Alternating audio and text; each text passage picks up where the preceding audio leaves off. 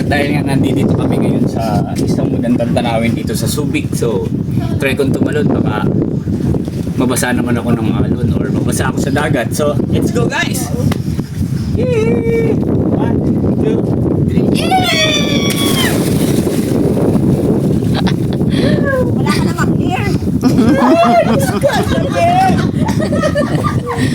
Andito nga guys ang aking mga kasamanan dito mo. So ayan, sila mga lakit-laktisan mo kita. Ako naman ay ginanagpap ng anong palayo.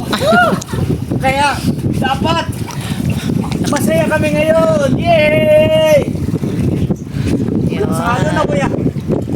Sa agos. Ha? Salamat po pag-video sa amin. Nag-enjoy kami lahat. And this program is brought to you by Subic Bay International Company. Yahoo! Ay naman dyan. Yehey! Yehey! Guys, malamig dito.